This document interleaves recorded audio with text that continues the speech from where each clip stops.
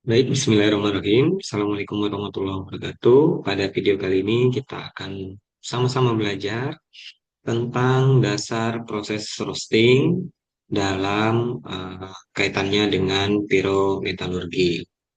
Baik, di eh, roasting ini disampaikan pada mata kuliah Teori Metalurgi Ekstraktif 2 SKS pada semester 3, di mana selain roasting kita akan bahas juga mengenai smelting dan kalsinasi untuk kelompok pirometalurgi. Kemudian tujuan atau capaian yang ingin kita eh, miliki pada akhir pembelajaran ini adalah diharapkan nanti mampu memahami definisi dari roasting, mengidentifikasi jenis-jenis roasting itu sendiri, memahami reaksi kimia utama pada roasting, ya, termasuk juga memahami mekanisme proses roastingnya, menjelaskan parameter operasi, ya, ini terkait dengan analisis termodinamika dan kinetikanya, dan menganalisis aplikasi industri roasting, ya, industri-industri yang memanfaatkan proses roasting. Ya, jadi roasting itu sendiri adalah proses pemanasan biji mineral pada kondisi tertentu. Nah, kondisinya apa saja? Kondisinya bisa dalam atmosfer atau keadaan oksidatif, ya, merubah mineral misalnya dari mineral sulfida menjadi mineral oksida, ya, atau dalam kondisi reduktif, ya, misalnya mereduksi oksigen dalam Fe2O3 yang menjadi Fe murni, ya, atau netral, ya, hanya pemanasan saja. Nanti kita akan lihat apa saja jenis-jenis proses roasting ini, ya.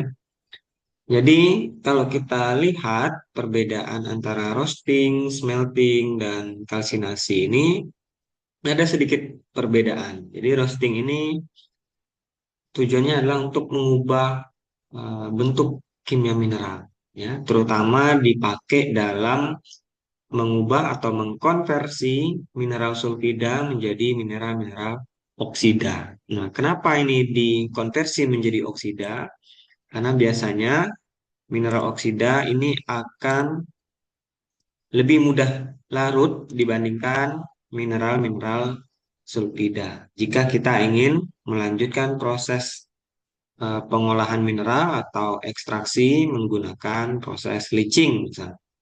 Nah, biasanya bisa kita gunakan juga untuk menghilangkan unsur-unsur yang volatil. Karena seperti yang kita jelaskan tadi, bahwa roasting ini adalah pemanasan biji mineral.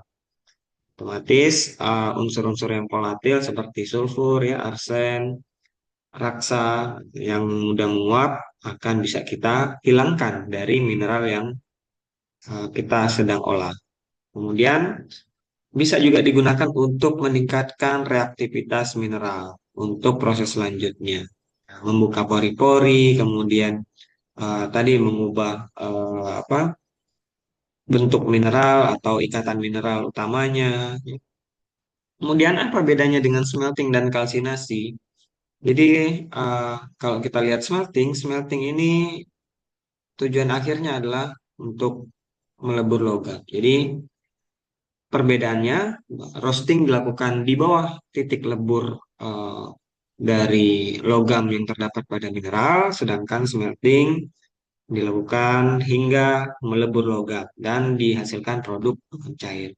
Kemudian, kalau kita lihat kalsinasi, kalsinasi ini tugasnya untuk menghilangkan air kristal. Kemudian juga biasanya digunakan untuk mengurai karbonat, ya, atau oksalat menjadi oksida dan CO2. Lebih kepada dekomposisi atau menguraikan molekul eh, yang lebih besar menjadi molekul yang eh, lebih kecil, ya. Kemudian bisa juga digunakan untuk menghilangkan zat volatil. Itu perbedaan roasting, smelting, dan kalsinasi. Kalau kita lihat apa ilustrasi sederhananya, ya, kita di sini memanaskan kalkopirit misalnya, ya, yaitu CuFeS2. Kalau kita panaskan dengan oksigen, maka Cu-nya ini akan berikatan dengan oksigen, sementara sulfurnya akan keluar sebagai gas SO2. Itu eh, konsep sederhananya dari proses roasting. Kemudian ada beberapa contoh reaksi yang membedakan antara roasting, smelting, dan kalsinasi.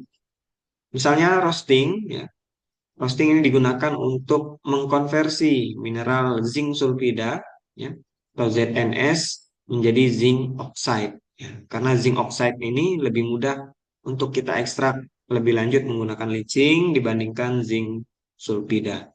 Nah, zinc sulfida solid, ya, ditambah dengan oksigen ini dalam keadaan suhu tinggi. Kemudian produknya akan kita dapatkan zinc oxide atau zinc oksida. Nah, karena eh, zinc atau logam-logam ini cenderung lebih memiliki lebih stabil, ya, berikatan dengan oksigen dibandingkan dengan sulfur di dalam temperatur tinggi. Ini adalah contoh untuk roasting oksidasi. Kemudian kalau smelting, kalau kita lihat di sini timah, ya, biji timah SNO2 solid. Kita misalnya ingin reduksi, ya. Ini berarti smelting reduksi ditambahkan dengan karbon akan menghasilkan timah cair, ya, yang telah terbebas dari oksigen, ya, timah murni ditambah dengan gas CO. Ya. Bedanya lagi kalsinasi. Kalau kalsinasi ini uh, pemecahan molekul, ya, menjadi molekul yang lebih sederhana. Misalnya CaCO3 kita panaskan, ya, batu kapur kita panaskan, maka kita akan dapatkan solid CaO dan gas CO2. Ya, di mana roasting ini dipakai dalam apa, dalam proses ekstraktif metalurgi. Jadi misalnya kita memiliki atau ingin mengolah or atau biji sulfida. Ya, salah satu contohnya adalah kalkopirit yang paling banyak kita olah menjadi Cu misalnya. Roasting ini tempatnya atau posisinya di awal-awal sekali proses. Jadi setelah mineral itu ditambang, kemudian dibenefisiasi, ya, misalnya konsentrat sudah menjadi konsentrat eh, Cu, konsentrat tembaga, 25% tembaga, ya, dari proses benefisiasi, maka proses selanjutnya langsung dilaksanakan proses roasting. Proses roasting ini kemudian akan diikuti dengan proses-proses lanjutan untuk memurnikan logam. Jadi proses roasting ini merupakan proses awal yang digunakan untuk mengkonversi mineral, ya, misalnya mengkonversi dari mineral sulfida menjadi oksida, ya, kemudian mereduksi oksida menjadi logam murni, kemudian bisa juga kita klorinasi, ya. Tujuannya adalah untuk mengkonversi eh, tipe-tipe dari mineral yang ada di ore atau biji. Contohnya di sini roasting dilakukan di awal, diikuti dengan proses smelting dan casting, baru kita dapatkan logam misalnya. Itu contohnya jika dia diteruskan untuk proses pirometalurgi. Proses lanjutannya ini tergantung dengan mineral apa yang ingin kita olah dan eh, proses atau produk apa yang ingin kita dapat. Salah satu contohnya lagi seperti tadi zinc oxide, ya, yang telah dikonversi jadi dari zinc sulfida itu akan dilanjutkan dengan proses basah, proses leaching, ya, dan diikuti dengan purifikasi, pemurnian, dan akan kita dapatkan logam setelahnya. Kemudian ini adalah proses di fluidized bed roaster, ya, alat roasting, ya. Jadi pertama-tama kalau kita lihat di alat roastingnya ini ada pengumpan di sini hopper ya. Kemudian di bagian bawah ada bahan bakar dan udara yang digunakan untuk memanaskan. Ya, atau biasanya digunakan semisal kita ingin melakukan proses konversi menjadi konversi eh, menjadi klorida atau konversi menjadi sulfur, biasanya udara atau oksigennya ini diganti dengan gas tersebut, gas Cl2 atau gas SO2 ya. Contohnya di sini laterit ore sorry, ini kalau copperit ore ya, kita ingin rubah ore sulfida ini menjadi ore oksida menggunakan proses roasting. Pertama yang dilakukan adalah udara dan bahan bakar akan dicampur dan dimulai proses pembakaran yang ada di dalam roaster ini. Kemudian api atau oksigen panas akan dihembuskan dari bagian bawah fluidis bed roaster. Barulah setelah itu umpan atau ore mineral yang ingin kita roasting dimasukkan ke dalam roaster. Kemudian setelah itu terjadi proses roasting ya, konversi dari sulfida menjadi oksida, kemungkinan ada perubahan fisik ya, perubahan warna atau perubahan berat, perubahan ukuran di dalam reaktornya ini. Kemudian setelah itu ada volatimeter atau zat terbang yang dihasilkan dari proses roasting ini. Yang kemudian zat terbang tersebut tidak langsung dibuang ke atmosfer atau keluar, melainkan diproses terlebih dahulu menggunakan siklon ya, untuk memisahkan partikulat-partikulat eh, apa? Partikulat-partikulat halus ya yang masih bisa dipisahkan dari gas buangnya. Ya, jadi debu terbang atau partikulat halus tadi beserta kalsin ini akan dikumpulkan kembali ya, kemudian disemburkan biasanya menggunakan air di dalam sebuah alat mixing di sini. Kemudian barulah partikulat padat kalsium tersebut kemudian dikeluarkan melalui bagian bawah. Nah, itulah mekanisme proses di salah satu alat roasting ya, Palladius bed roaster seperti ini. Kemudian bagaimana mekanisme proses roasting dalam eh, keadaan molekuler?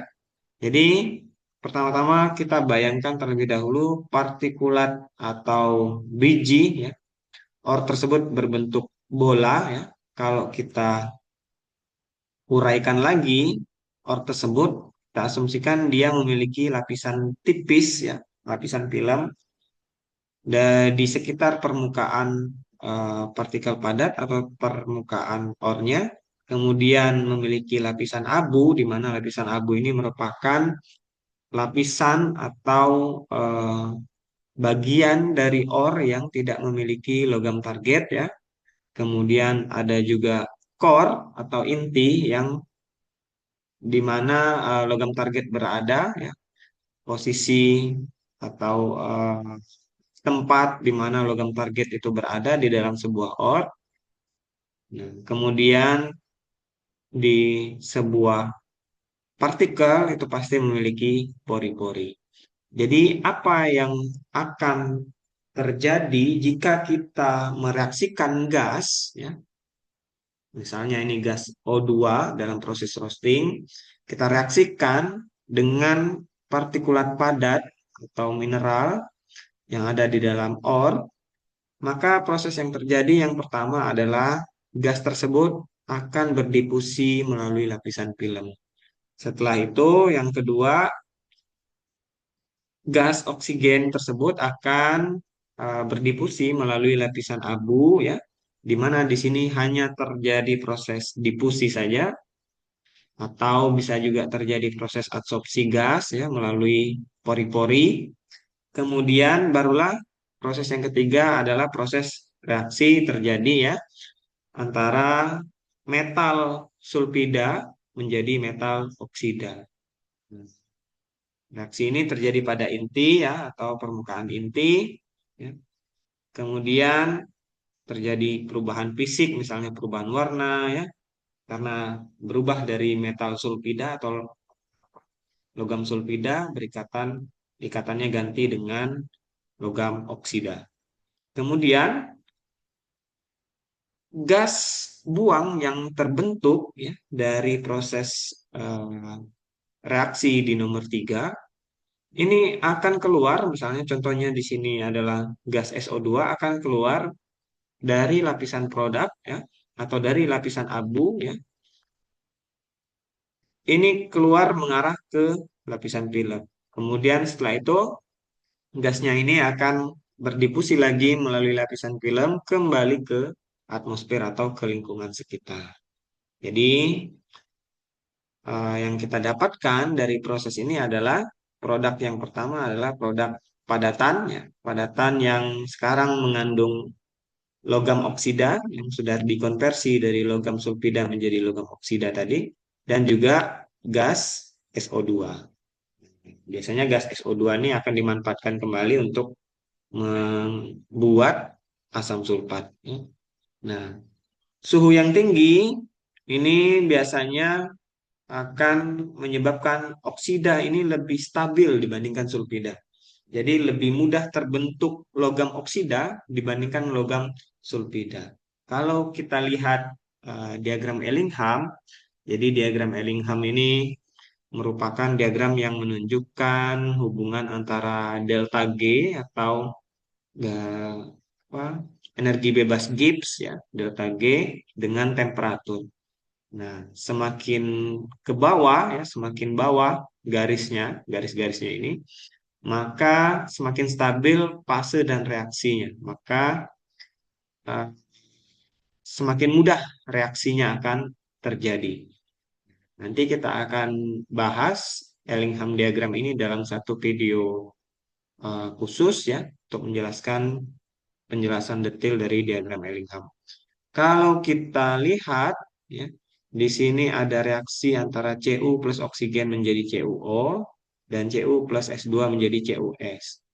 Kalau kita bandingkan nilai delta G atau energi bebas Gibbs-nya, pembentukan oksida logam tembaga ini lebih bawah dibandingkan pembentukan CuS. Artinya apa? Jika dia memiliki nilai delta G yang lebih negatif, ya, maka logam tersebut akan lebih stabil ketika berikatan dengan yang memiliki delta G lebih negatif atau dengan kata lain lebih stabil ketika berikatan dengan oksigen daripada berikatan dengan sulfur ya, pada suhu tinggi.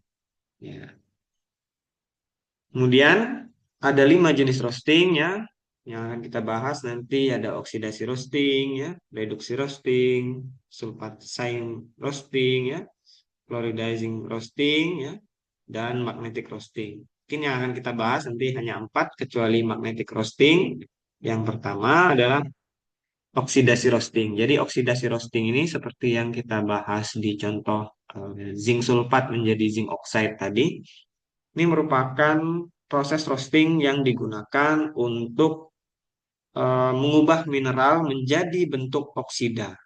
Nah, jadi eh, mineral sulfida dipanaskan ya karena tadi dia lebih reaktif dengan oksigen, maka zinc sulfat ini atau spalerit akan lebih ingin berikatan dengan oksigen daripada sulfur. Salah satu contoh reaksinya adalah ZNS plus 3 oksigen ya.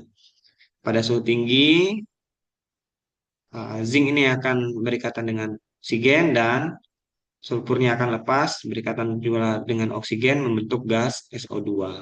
Kalau kita lihat diagram TPP-nya, jadi zinc sulfide ya, ini jika kita berikan panas atau berikan apa oksigen ya pada pressure yang lebih tinggi, maka dia akan menghasilkan atau pindah fase yang stabilnya dari zinc sulfide ya atau zinc S ZNS menjadi ZnO. Ya, ini bisa terjadi dari suhu kira-kira 200 hingga 1100. Misalkan kita punya cukup oksigen ya pada kondisi temperatur yang eh, 200 hingga 1000, maka kita bisa dapatkan ZNO. Kenapa kita rubah dia menjadi ZNO? Karena ZNO ini akan lebih mudah larut di dalam asam dibandingkan ZNS. Sehingga kita akan lebih mudah untuk merecovery logam zinc dalam bentuk ZNO dibanding ZNS. Kemudian sulfatizing roasting. Jadi sulfatizing roasting ini merupakan proses roasting yang dilakukan pada kondisi sulfat ya, pada kondisi sulfat. Jadi tujuan dari sulfatizing roasting ini adalah untuk membentuk senyawa sulfat logam. Ya. Biasanya sulfat logam ini akan lebih mudah larut di dalam air ataupun asam. Salah satu contohnya adalah mengkonversi CuO ya, menjadi Cu sulfat. Ingat, Cu sulfat ini berbeda dengan CuS. Kalau CuS ini agak lebih sulit untuk larut dalam asam ya. Jadi Cu sulfat. CuO kalau kita panaskan dalam keadaan eh, atmosfer sulfat dan juga oksigen, jadi dalam proses pemanasannya itu disuntikkan gas SO2, maka kita akan dapatkan CuSO4 yang lebih mudah larut dalam air. Kalau kita lihat eh, diagram alirnya biasanya seperti ini, metal oksida biasanya akan diinjeksikan gas SO2 dan oksigen pada proses roastingnya, maka kita akan dapatkan metal sulfat yang lebih mudah di-leaching untuk mendapatkan metal ionnya atau larutan logamnya. Kemudian kalau kita lihat TPP diagramnya, jika kita berikan tekanan atau gas SO2 yang tinggi, maka kita bisa merubah gas CuO ini pada menggunakan menjadi CuSO4 pada suhu yang relatif rendah, ya 200, 100 hingga 200 derajat Celcius. Ya. Kemudian chloridizing roasting, jadi roasting yang menggunakan gas klorin ya untuk merubah senyawa dari logam yang akan kita roasting. Ya. Jadi proses chloridizing roasting ini merupakan pemanasan biji mineral menggunakan gas, ya, menggunakan atmosfer yang mengandung gas klorin. Biasanya gas klorin ini asalnya dari asam klorida. Nah, sehingga logamnya tadi ya akan menjadi lebih volatil dan mudah larut. Ya. Sehingga akan lebih mudah kita pisahkan dari para pengotornya. Salah satu contohnya adalah untuk mengekstraksi ilmenit ya atau FeTiO3, mengubahnya menjadi TiCl4 yang mudah larut di dalam air. Ya. Diagram alirnya bisa kita lihat di atas. Jadi ilmenit ini kalau kita reaksikan dengan gas CO terlebih dahulu, kita reduksi, maka dia akan berubah menjadi senyawa TiO2 dan Fe2O3. Nah, kemudian senyawa-senyawa ini kalau kita roasting lagi menggunakan gas klorin, maka kita akan dapatkan bisa mengeluarkan gas CO2 dan akan kita dapatkan FeCl3 dan TiCl4. Nah, TiCl4 ini berupa gas. Nah, sedangkan FeCl3 tadi yang didapatkan itu berupa liquid. Nah, TiCl4 ini berupa gas, maka untuk merecovery titanium dari TiCl4 ini kita hanya perlu mengkondensasinya. Nah, kita kondensasi kemudian baru bisa didapatkan TiO2.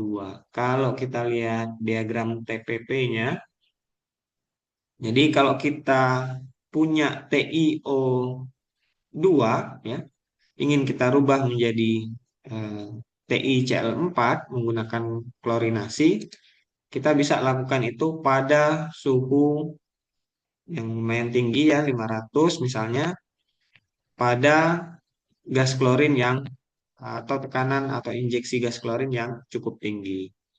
Nah, itu kemudian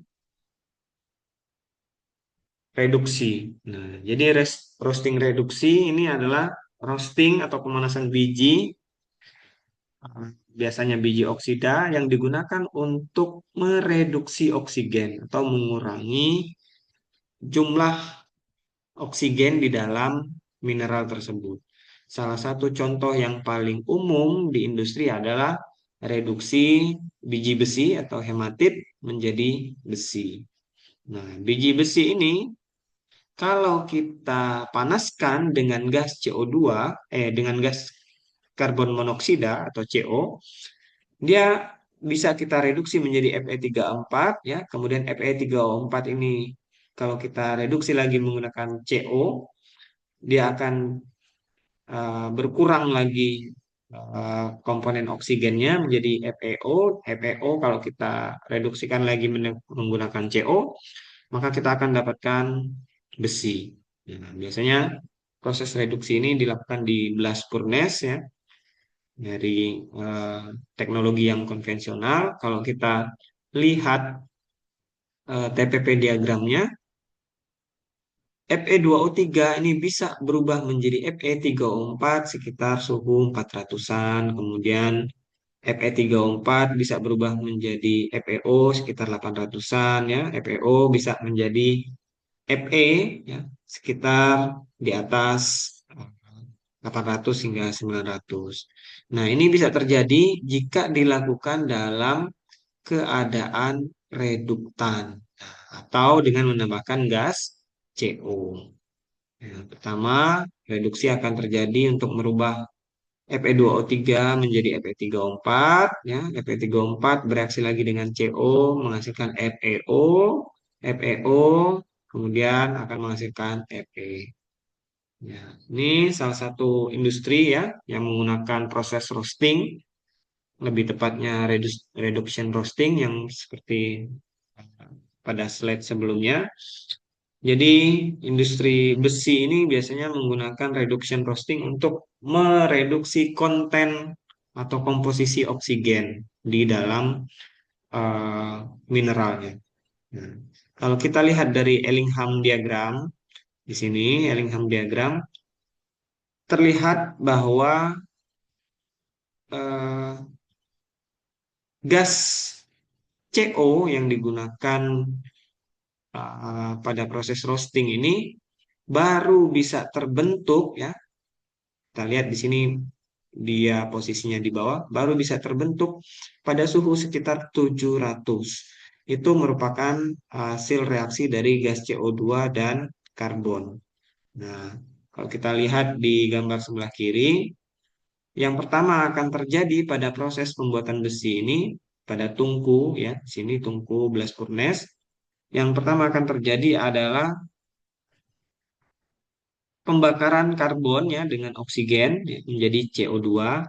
Jadi gas CO2 akan terbentuk. Kemudian gas CO2 yang terbentuk ini akan bereaksi lagi dengan gas karbon untuk membentuk gas karbon monoksida. Karbon monoksida inilah yang kemudian akan digunakan di dalam blast furnace ini untuk melakukan reduksi. Ya. Jadi pembentukan gas CO ini baru terjadi sekitar 700 derajat sesuai dengan diagram Ellingham-nya. Jadi garis hitam yang menggambarkan pembentukan gas CO ini baru berada di bawah garis biru yang putus-putus ini atau pembentukan CO2 ketika di atas 700 derajat Celcius. Nah, kemudian oh ya, garis yang bawah ya, maksudnya garis yang bersilangan seperti ini kemudian dia bersilangan dengan gas CO, itu artinya bisa direduksi jika garis CO-nya ini sudah di bawah dari garis tersebut, garis mineral tersebut. Nah, misalnya reduksi eh, kalau di sini garis oranye ini menggambarkan oksidasi ya, Fe3O4 plus oksigen ya menjadi Fe2O3. Nah, kan kita ingin menginginkan reduksi kebalikannya dari proses oksidasi ini. Jadi kita ingin balik reaksinya dari Fe2O3 menjadi Fe3O4. Nah, dengan cara reduksi ini baru bisa kita reduksi menggunakan gas CO jika garis hitam atau garis gas CO ini berada di bawah garis reaksi oksidasi tersebut. Nah, jadi reaksi reduksi dari Fe2O3 menjadi Fe3O4 itu baru bisa terjadi di atas suhu 300. Ya. Kemudian Fe3O4 ini akan bisa kita reduksi menggunakan FeO itu baru pada suhu 700. FeO akan bisa direduksi menjadi Fe, begitu juga ya di atas suhu 700. Nah, biasanya proses ini dilakukan di dalam blast furnace ya. Ini merupakan garis pertama dari eh, reaksi yang kedua yang di sebelah kiri. CO2 akan bereaksi dengan karbon dan membentuk gas CO yang digunakan dalam proses reduksi. Reduksi pertama akan terjadi tadi untuk reduksi Fe2O3 menjadi Fe3O4, kemudian Fe3O4 menjadi FeO dan FeO menjadi Fe. Kemudian biasanya proses reduksi itu dilaksanakan di blast furnace ya. Jadi pertama di sini ada stock house-nya ya. Di sini dibentuklah pelet antara ore ya, biji besi, kemudian batu bara, limestone apa, yang bertindak sebagai flux ya untuk membentuk slag. Kemudian ore atau pellet tersebut diangkat menggunakan bell conveyor ke bagian atas ya, feeder dari blast furnace ini. Kemudian akan disusun urutannya yaitu yang paling bawah adalah reduktannya karbon ya, lapisan atasnya or, kemudian karbon lagi, or lagi, sehingga yang paling atas. Nah, ini ada tujuannya karena kita ingin mendapatkan gas reduktan itu terlebih dahulu dari proses reaksi antara karbon dan oksigen. Nah, yang akan terjadi terlebih dahulu adalah oksigen panas dari bagian bawah furnace ini akan bereaksi dengan karbon di bagian bawah dan membentuk gas CO2. Nah, gas CO2 ini akan bereaksi dengan karbon yang kemudian akan membentuk gas CO atau karbon monoksida yang kemudian dipakai oleh ore ini untuk mereduksi biji besi tadi Fe2O3 menjadi Fe3O4, Fe3O4 menjadi FeO, FeO menjadi Fe. Kemudian gas CO dan CO2 yang berlebih ya setelah proses reaksi ini akan eh, dialirkan ke bagian atas blast furnace ini. Sementara slag dan besi cair ini akan terbentuk pada bagian bawah. Biasanya slag ini terbentuk pada bagian di atas dari besi cair atau Fe liquid karena memiliki densitas yang lebih rendah dibandingkan Fe liquid. Ini slag biasanya berbentuk kerak ya atau terak. Besinya ini berbentuk molten iron atau besi cair. Nah, kemudian gas CO dan CO2 panas tadi akan diolah kembali ya untuk dihilangkan partikulat halusnya menggunakan siklon. Kemudian gas panas yang masih bisa digunakan akan dialirkan kembali ke bagian bawah blast furnace. Ini yang warna merah adalah gas panas ya atau oksigen panas yang digunakan untuk mensuplai panas dari bagian bawah furnace dan juga mensuplai oksigen yang biasa digunakan untuk bereaksi dengan karbon. Ya, mungkin itu saja yang bisa eh, saya sampaikan pada video kali ini. Semoga eh, bisa dipahami dengan mudah dan bermanfaat ke depannya. Saya kiri, terima kasih. Assalamualaikum warahmatullahi wabarakatuh.